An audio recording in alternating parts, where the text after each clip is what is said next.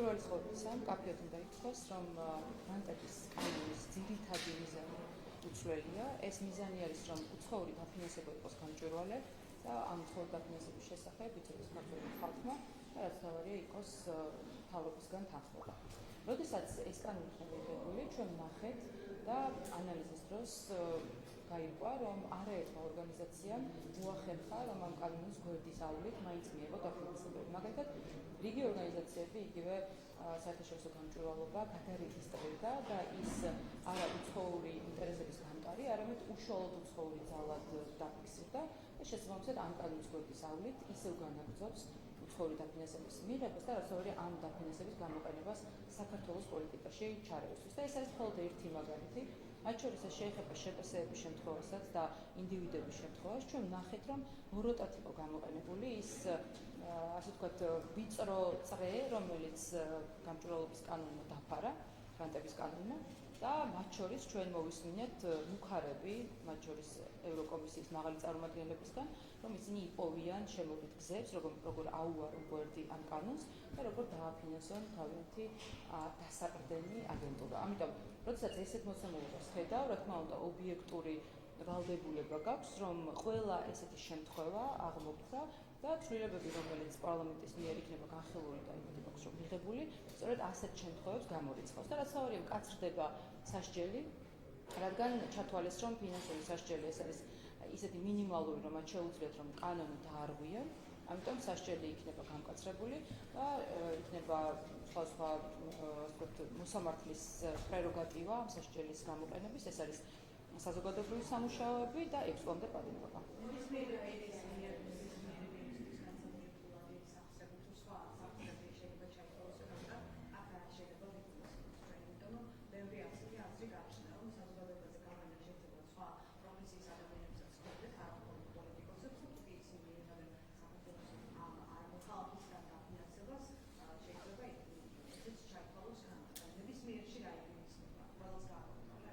დავიწყოთ, რომ კანონში მკაფიოდ არის გაწერილი, შესაბამისად ვინც ეს უნდა აღასრულოს, მას ძალიან კარგად ეცოდნება რა არის ის ძირითადი პრინციპები, რითიც ინდივიდუალური პირისადმი ჩარიცხული თანხა შეიძლება კანონის დარღვევად აღმოჩნდეს, თუმცა აი ესე ჩვენი საზოგადოებისთვის რომ აუხსნათ, ეს არ იგულისხმება დახმარება, როგორც არის ვთქვათ, მეგობრული ან ემიგრანტის მხრიდან თავისი ოჯახის წევრის მიმართ გადმორიცხული ან ნებისმიერი ისეთი თანხა, რომელიც არ ემსახურება აქ კონკრეტული პოლიტიკური მიზნების გატარებას.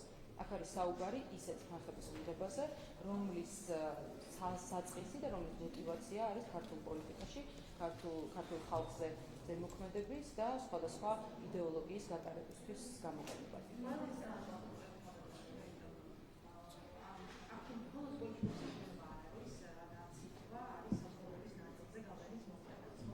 პოლიტიკა ზოგადად არის საზოგადოების აზრებზე გავლენის მოხდენა და ზოგადად საზოგადოების მასების იდეოლოგიური მიმართულება.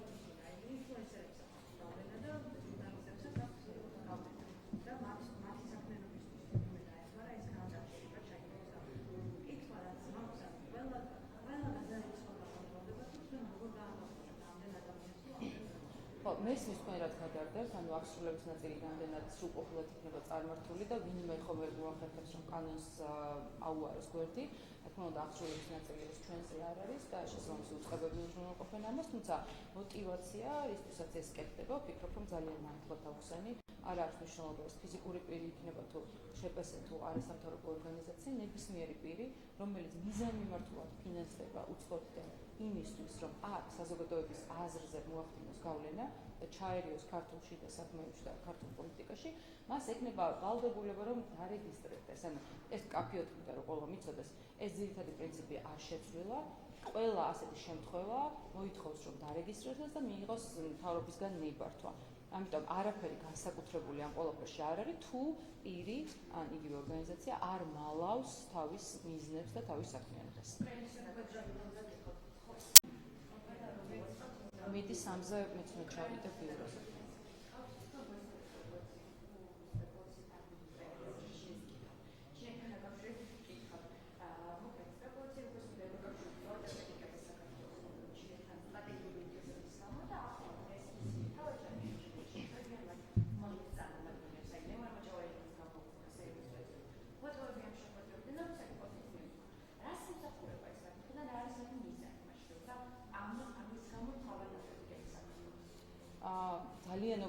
საერთოდ აქვს ქართულ ხალხს უსამართლობის განცდა.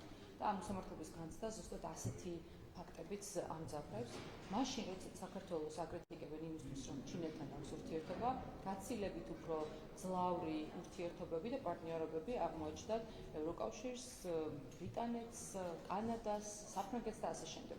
მათ შორის ამერიკის შეერთებული შტატების პრეზიდენტი მუდმივად კომუნიკაციაში არის ჩინეთის პრეზიდენტთან, აქვთ ურთიერთობა, სავაჭრო თანამშრომლობა, არ აქვს მნიშვნელობა ტარიფები და ზოგადად საბაჟო გადასახადები, ეს არის ეკონომიკური სარგებლის ფაქტორი, ამიტომ ეს შესაძლოა ქვეყნებს შორის იყოს, თუმცა ეს არ უარყოფს იმ ფაქტს, რომ ამ ქვეყნებს შორის, მათ შორის ამერიკის შეერთებულ შტატებს და ჩინეთს შორის და ევროკავშირის სხვა ქვეყნებს შორის და ჩინეთთან არის კონკრეტული თანამშრომლობა. ამიტომ ამის ფონზე, როდესაც ჩვენი ერთ-ერთი ყველაზე მთავარი კრიტიკის საფუძველი არის ჩინეთთან ურთიერთობა, ეს არის უსამართლო, უსაფუძვლო და რა თქმა უნდა კიდევ ერთხელ ორმაგი სტანდარტი, რომელიც ქართულ ხალხში დიდ უკმაყოფილებას იწვევს.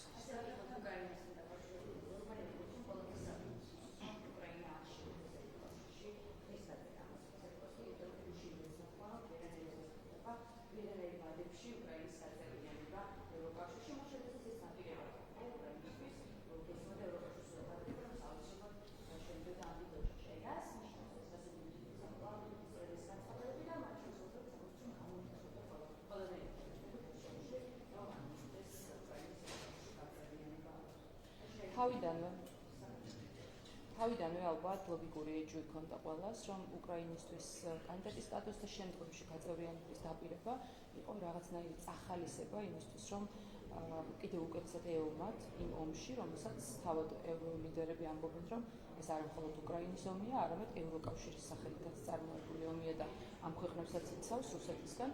ამიტომ ეს წახალისება ალბათ ნელ-ნელა ამოიწურა და უკვე ქვეყნებმა და ლიდერებმა ხმამაღლა დაიწყეს საუბარი, რომ უკრაინის ევროკავშირში გაწევრიანება არარეალურია და ზოგ შემთხვევაში პირდაპირ შეეწინააღმდეგებიან ამას. რა თქმა უნდა, თავიანთი ქვეყნის ინტერესებიდან გამომდინარე, ეს შესაძლოა ლოგიკურიც იყოს, იმიტომ რომ უკრაინა ეკონომიკურად და ინფრასტრუქტურულად სრულად განადგურებულია და ასეთი წევრის მიღება თავისთავად იმ ქვეყნებს გააზიანებს, ვის ხარჯზეც უკრაინის მიღება უნდა განხორციელდეს. შესაბამისად, ყველა ევროპელი ლიდერი საკუთარი ქვეყნის ინტერესებიდან საზღვრავს ამ პროცესს და ძალიან წუხვალ, რომ უკვე ცხადად და ნათლად ეუბნებიან უკრაინას, რომ მისი გაწევრიანება ევროკავშირში არ არის რეალური მიზანია.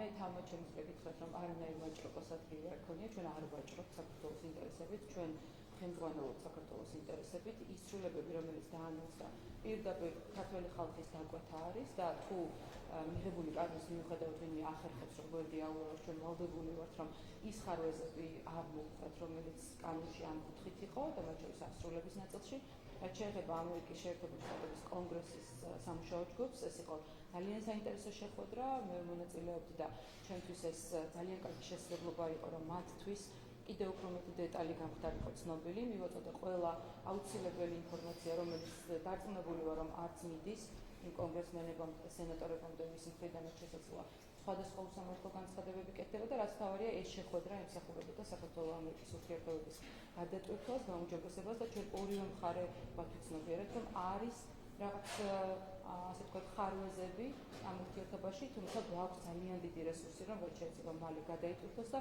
იმედი მაქვს, რომ ამერიკის შეერთებული შტატების მხარე და ტრამპის ადმინისტრაცია ამისთვის მოწაფებულია. მინიმალურად რაღაც ერთ მომენტში იყო მხოლოდ ხსენებული, მაგრამ არანაირად ეს ცვლილებები არ იყო ჩვენი მაღლობის საგანი.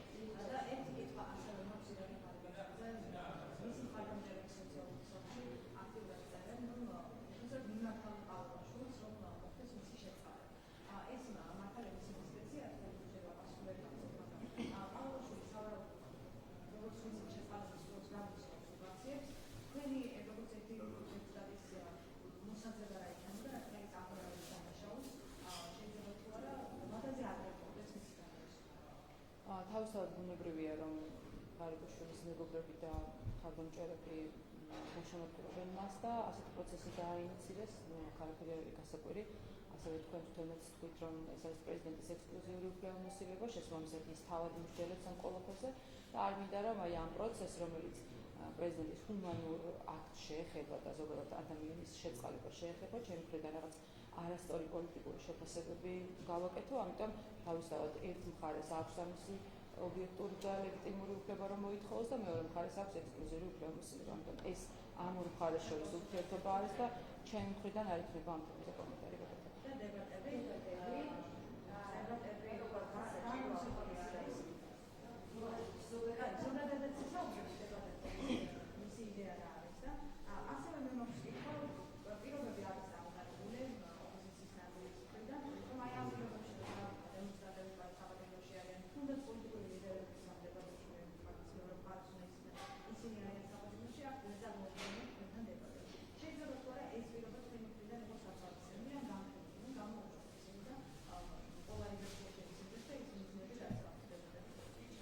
ეს რადიკალები, რომელთა პირობებსაც ახლა ვსაუბრობთ, ნამდვილად არ არიან იმ სიტუაციაში, რომ პირობები აყენონ. უფრო მეტიც, უმრავლესობა მათგანი, როგორც ეჭვმაქვს, წარმოადგენენ იმ პარტიებს, ვის აკრძალვაზე ჩვენ განაცხადი გვაქვს შეტანება, კიდევ ერთხელ ვიმეორებ, რომ პარტია, რომელიც ანტიკონსტიტუციურია და მისი წარმოადგენელი ნამდვილად ვერ იქნება მოაზრებული დებატების მხარედ. რაც შეეხება დებატების აუცილებლობას, ეს არის ჩვენი საზოგადოებისთვის აუცილებელი, რადგან ძალიან კარგად იყო გააზრებული და დაგეგმილი ჩვენი რადიკალი ოპონენტების მხრიდან, რომ თუ ტელევიზიაში და მედია სივრცეში მოახდენდნენ ჩვენს დაპირისპირებას და გათიშვას, ეს რა თქმა უნდა მარტივად გადავიდოდა ხალხზე და ეს პოლარიზაცია გამძაფრდებოდა თავად საზოგადოებაში. როგორ შეიძლება საზოგადოება ერთმანეთს სხვადასხვა განსხვავებული აზრის მიუხედავად ერთმანეთს ესაუბროს, თუ ამას ჩვენ პოლიტიკოსები ვერ ვახერხებთ და ეს ძალიან კარგად გამოუვიდეთ ჩვენს მოწინააღმდეგეებს. ამიტომ ეხლა ჩვენი პასუხისმგებლობა არის, რომ ის მავნე პრაქტიკა, რაც თავად დაიწყეს, ჩვენი გადაწყვეტილებით, ჩვენი ინიციატივით აღმოვხვრათ და დავიწყოთ დებატებზე განსხვავებული აზრის მატარებელ ადამიანებთან, პოლიტიკოსებთან, უბრალოდ საზოგადოების წარმომადგენლებთან, იმისთვის, რომ საზოგადოებაში ეს პოლარიზაცია დავხუროთ, ერთხელ და სამუდამოდ არ იყოს დაპირისპირება ადამიანებში.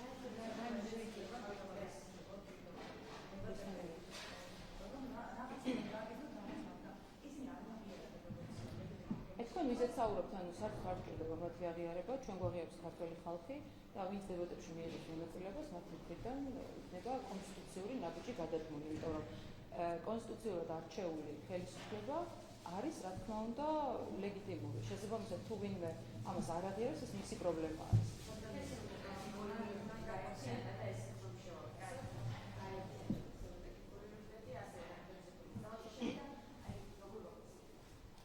განათლების რეფორმა სხვადასხვა ფორმით წარმოუდგება საზოგადოებას. ერთ შემთხვევაში ჩვენ ვნახეთ, რომ ეს არის ძალიან ძლიერი ინსტიტუტის და უნივერსიტეტის ფორმირება. ეს არის ორი უნივერსიტეტის შერწყმა, თბილისის სახელმწიფო უნივერსიტეტის და ტექნიკური უნივერსიტეტის. ვფიქრობ, რომ ეს ორივე ინსტიტუციისთვის ძალიან მნიშვნელოვანი იქნება, მათ შორის ეს იქნება გაძლიერება თითოეული მათგანის და ვფიქრობ, რომ ის ჩანაფიქრი, რომელიც ამ რეფორმის ფარგლებში აქვს პრემიერ-მინისტრს და შესაბამისად მინისტრს, საბოლოო შედეგზე აუცილებლად გავა.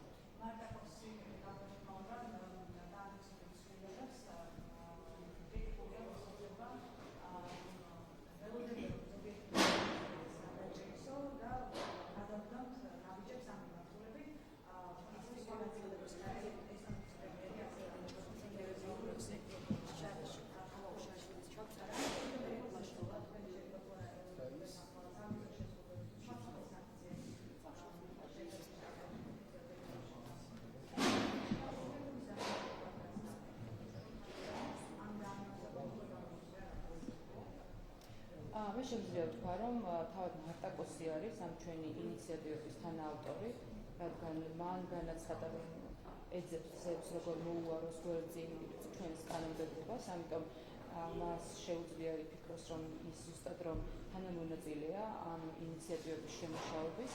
ის იყო ერთ-ერთი ასე ვთქვათ მიზეზი, რატომაც ეს ცვლილებები დაინერგა და დაანონსდა.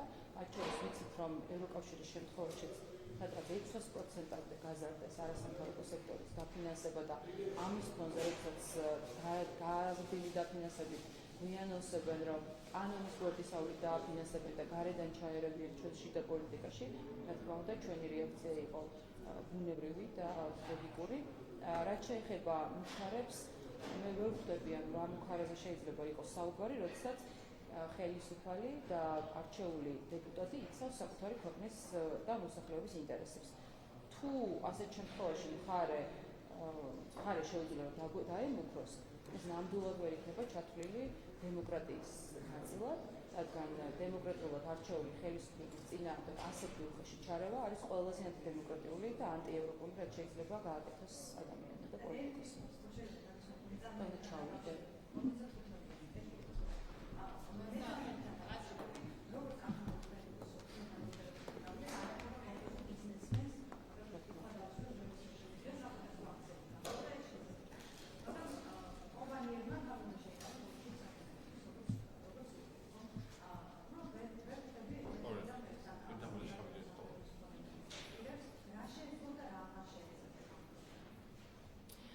ცვლილებები, რომელიც სამწარმოო სუბიექტებს ეხება, გულისხმობს იმას, რომ არა ინდივიდუალურად რომელიმე მის ხელმძღვანელს ან თანამშრომელს აქვს სურვილი რომ გამოხატოს თავისი პოლიტიკური პრეფერენცია, არამედ როგორც სამწარმოო სუბიექტი თავის საქმიანობაში თუ აქტიურად ეწევა პოლიტიკურ პროპაგანდას, მათ შორის ეს რეკლამების სახით იქნება თუ რაღაც საპროტესტო აქციებში მისი როგორც სამწარმოო სუბიექტის მონაწილეობა, ეს უკვე მნიშვნელოვნად გადადის პოლიტიკურ საქმიანობაში. ამიტომ თუ ორგანიზაციას აქვს სურვილი რომ იყოს პოლიტიკური აქტორი, მას უნდა ერქვას პარტია და გადავიდეს ამ ფორმაციაში და არა ეკონომიკური სუბიექტი, რომლის დანიშნულება და მიზანი სრულებით სხვა არის. ამიტომ კაფეოდ უნდა გავმიჩნიოთ, რომ თუ სუბიექტი საქმიანობს ეკონომიკური მიზნებისთვის, მას რა თქმა უნდა თავისუფალი აქვს ამ ქვეყანაში საქმიანობა, მაგრამ რა წამს მისი საქმიანობა უხეშად პოლიტიკაში ჩარევას გულისხმობს, არა ინდივიდებს არ გულისხმობს, ან მთლიანად ორგანიზაციის და კომპანიის საქმიანობაში, ეს არის პოლიტიკურ პროცესებში გადასვლა და მათ შეუძლიათ რომ დაირქვენ პოლიტიკური პარტია. გულისხმობა არა მხოლოდ პოლიტიკურ საქმიანობაში პოზიციონირება, არამედ ასევე თუნდაც კი არა. უყურეთ, ფინანსური მხარდაჭერა ისედაც არ შეუძლიათ კომპანიებს პარტიების. ინდივიდების მხრიდან ხდება პარტიების დაფინანსება, ეს კანონით უკვე განსაზღვრულია.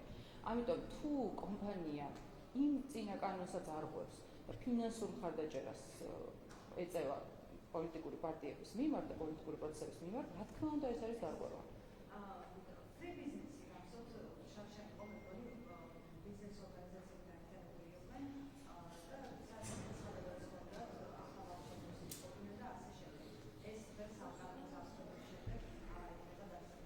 იცით რა გამიჭირდება რომ უშუალოდ აღსრულების ნაწილში გადავიდე, ეს არის საკომიტეტო განხილვის პროცესი, სადაც ყველა შესაძლო შემთხვევა და кейსი იქნება განხილული, თუმცა პრინციპი ვფიქრობ რომ ყველასთვის ნათელია და სამართლიანი.